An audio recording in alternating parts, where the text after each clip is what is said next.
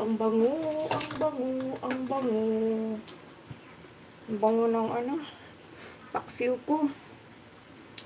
Okay lang yan, from Rosie Rams. Rosie Rams, wag ka patalo, mas masarap ka.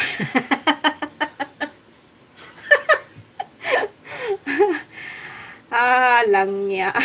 Oragon Queen. And outdoors from Rosie Sams. Ganyan talaga yan si Mami, walang hiya.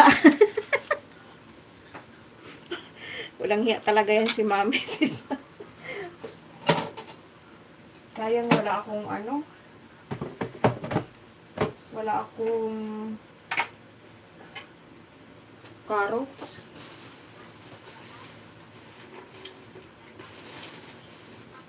Ito ko sanang ano. Ilang yarns. Ang importante is mahalaga. Mahalaga na may ulam.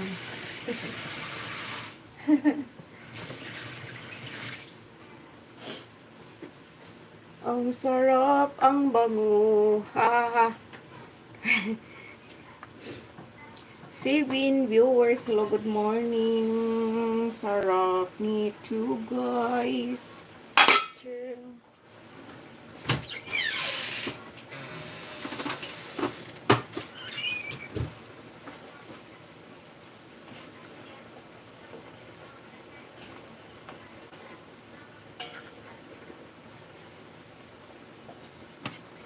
Dagdagan ko ng konti ng sabaw para mas sabaw-sabaw konti. Yan. Pawis na ako kaagad. Wait lang, dito muna tayo sa ano. Sa may hangin kasi yung pawis ko, oh. Hindi nyo lang nakita, oh. Grabe.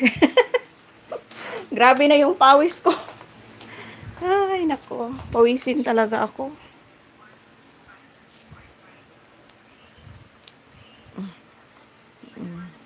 Grabe yung pawis ko.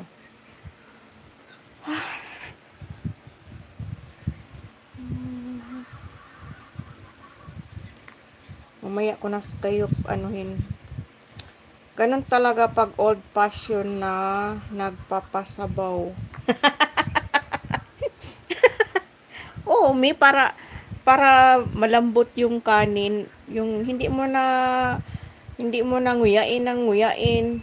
Diretso na pag subo mo, tapos may sabaw kunti. Tapos diretso na, wala nang nguya.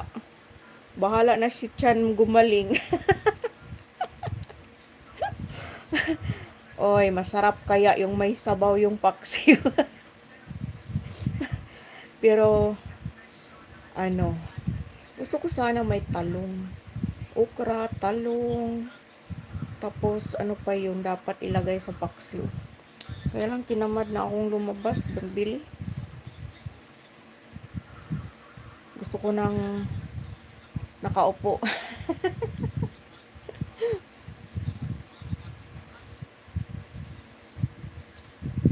Anong oras na? 8:30.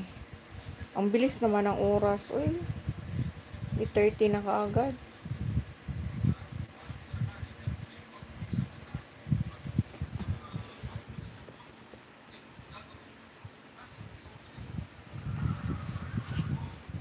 I-check ko ulit. Baka muhubas ang sabaw sa akong paksiw. Nawa, natay sabaw ani.